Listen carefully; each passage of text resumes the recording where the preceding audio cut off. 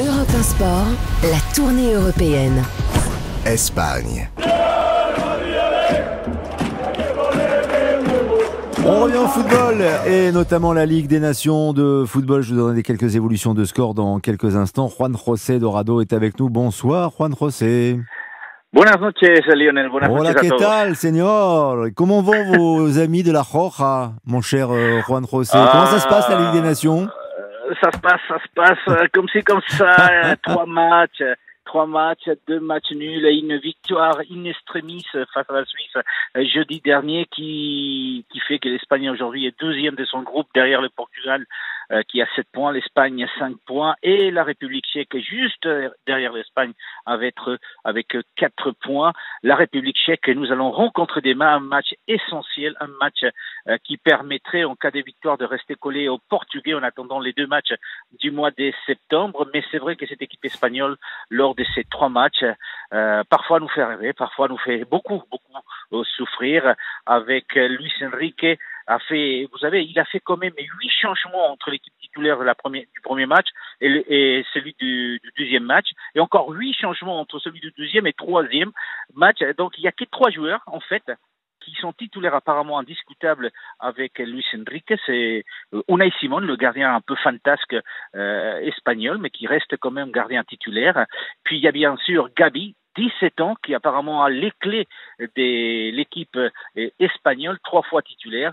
Et puis, quelqu'un qu'on n'attendait pas, Sarabia, les joueurs du PSG, qui avait été prêté la saison dernière, donc au Sporting Portugal, mais qui est du PSG, qui a été aussi titulaire, et d'ailleurs le sauveur de l'Espagne jeudi dernier, parce qu'il a réussi quand même à marquer le but victorieux face à la Suisse, qui nous permet de continuer en vie dans cette Ligue des Nations. Mais pour ça, il va falloir quand même battre demain la République tchèque du côté de Malaga. Grégory Schneider.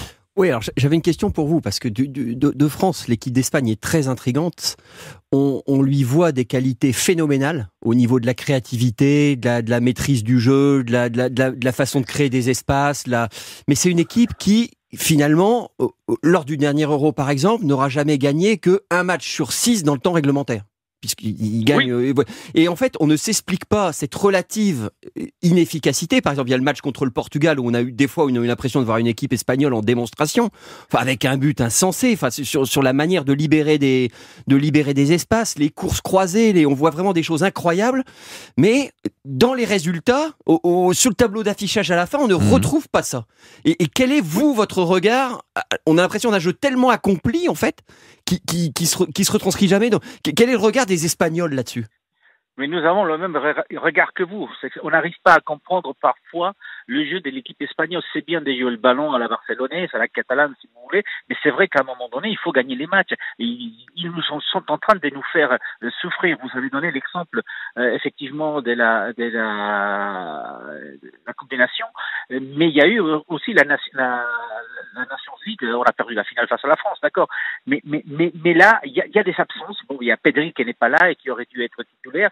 Mais c'est le fait que, encore une fois, quand vous changez l'équipe du tout au tout, 8 changements entre le premier et le 12e match, et encore 8 entre le 12e et le 3e, vous n'avez pas une équipe type. Alors, c'est vrai que pour tous les joueurs, ils savent qu'ils peuvent jouer à n'importe quel moment, mais la réalité, c'est qu'on n'arrive pas à avoir une équipe type, et ça se ressent au bout de 50 minutes, parce que l'équipe, parfois, elle l'a été, par rapport à la République tchèque lors du premier match qu'on a fait. On a réussi quand même à faire un match nul de partout, mais c'est vrai que cette inconstance de l'équipe d'Espagne peut-être a aussi son origine sur le fait qu'il n'y a pas une équipe type.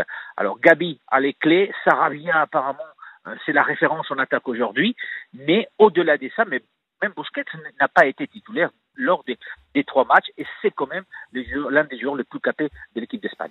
Quel regard vous avez sur le projet de jeu de Luis Enrique? Alors ça reste aussi un mystère, parce que, vous l'avez dit, il y a les résultats. Et les résultats, on est forcément content d'être allé en demi-finale et puis en finale par la suite en Nations League.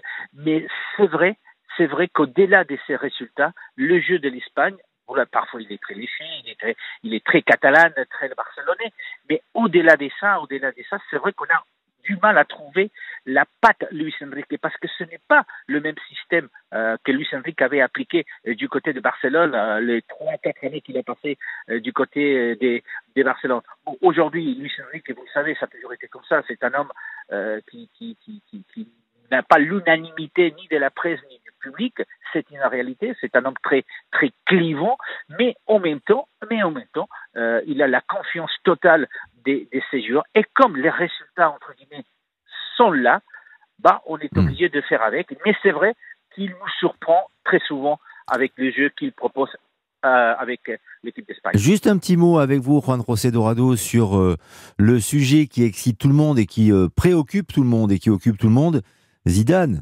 Zidane, c'est quelque chose, c'est quelqu'un en Espagne, notamment à Madrid.